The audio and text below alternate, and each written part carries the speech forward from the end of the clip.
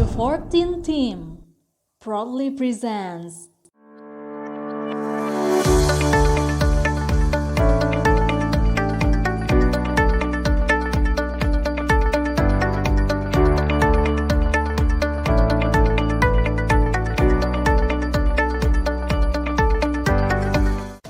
bagaimana kondisi keuangan keluarga sebelum dan saat pandemi? Kalau dulu ya sekitar 4 jutaan lah. Sekarang Tinggal semenjak pandemi. separuhnya. Nah, Perbedaan sistem kerja saja, kalau penghasilan tetap tidak ada perubahan. Kalau pas sebelum pandemi itu alhamdulillah cukup gitu Neng buat kebutuhan sehari-hari, alhamdulillah sebelum pandemi. Pendapatan di awal tuh pas adanya pandemi itu sangat-sangat drastis menurunnya gitu. Alhamdulillah sebelum pandemi baik.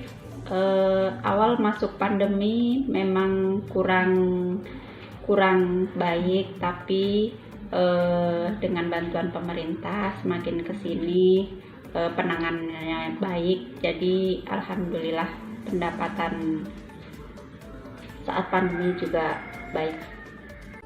Apakah terjadi perubahan alokasi keuangan keluarga di masa pandemi? Dan bagaimana? Terima kasih. Untuk sebelum pandemi, kebetulan anak saya yang kuliah dua, satu di Surabaya, satu di Malang. Ya, itu paling kecil di rumah masih SD.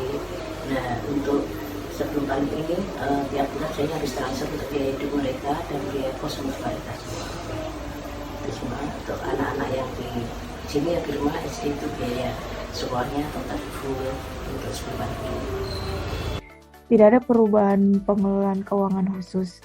Hanya saja terjadi kebiasaan baru atau kebiasaan cara menghabiskan uang yang sebelumnya tidak dibayangkan ya. Biasanya kuota internet itu bukan suatu hal yang esensial, namun sekarang koneksi internet yang stabil itu harus.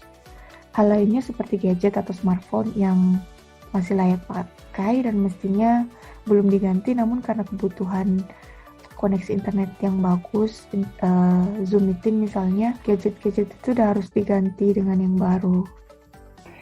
Mungkin kebutuhan untuk belanja di dapur selama corona kita banyak ngumpulnya, pengeluaran lebih banyak karena kita banyak ngumpulnya untuk kebutuhan di rumah dan jarang bepergian, itu mati. Tidak ada pengeluaran untuk keluar karena kita terbatas juga harus tetap di rumah.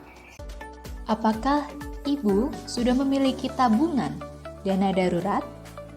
nggak pernah, nggak ada, bukan nggak pernah, nggak ada karena nggak ada yang mau ditabung. Punya Disisihkan, hanya saja memang anak-anak saya masih sekolah, jadi menyisihkannya prioritas untuk sekolah. Sejauh ini alhamdulillah ada, karena emang itu penting banget sih Neng gitu. Apa saja nilai-nilai yang diterapkan keluarga dalam pengelolaan keuangan? Alhamdulillah dengan adanya pandemi ini pengeluaran keuangan agak berkurang karena anak-anak berkumpul di rumah, termasuk bapaknya semua kumpul di rumah, jadi keuangan itu agak lebih banyak untuk ditabungkan. Untuk kumpul keluarga juga lebih banyak, kita berkomunikasi dengan keluarga, dengan anak-anak, dengan bapaknya. Alhamdulillah semua berkumpul, semua akan menambah nilai togetherness keluarga yang semula mungkin bertemu sebulan sekali sama anak-anak dan bapaknya, dan atau 2 bulan sekali mereka pada baru pulang dari kos mereka masing-masing. Setelah pandemi ini alhamdulillah selama pandemi lebih dari 1 tahun ini alhamdulillah semuanya berkumpul, keluarga berkumpul, makan bersama, berjalan bersama, alhamdulillah kita menambah semangat kita untuk kekeluargaan kita, untuk keharmonisan rumah tangga kita, dan untuk kemanusiaan komunikasi antara anak dan bapak maupun ibu. Banyak nilai-nilai yang menjadi pertimbangan dalam mengambil keputusan pada masa pandemi ini. Dari hal yang banyak ini, kesadaran yang timbul salah satunya memikirkan investasi yang biasanya kita tujukan atau persiapkan untuk membeli sesuatu. Jadi pandemi ini menyadarkan saya untuk melakukan investasi supaya saya dapat menyiapkan dana-dana darurat untuk pembiayaan yang tak terduga sama sekali. Kebiasaan untuk menabung dan investasi memang menjadi kebiasaan di dalam keluarga saya. Salah satunya kalau misalnya sewaktu-waktu ada orang yang membutuhkan, kita bisa bantu. Dan bagaimana strategi pengelolaan keuangan keluarga dalam masa pandemi COVID-19?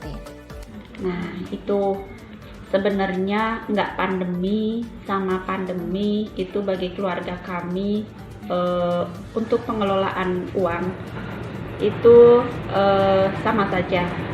Jadi gaya hidup kami memang sederhana, mengeluarkan uang untuk yang perlu, yang penting, karena kami memang tidak suka hura-hura.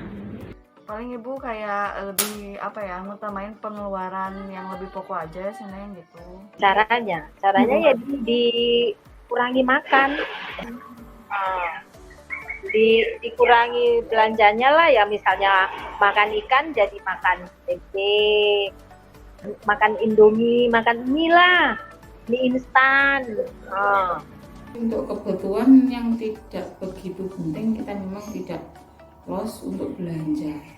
Jadi untuk manajemen biar nggak loss control ya kita membeli sesuatu yang memang benar-benar dibutuhkan.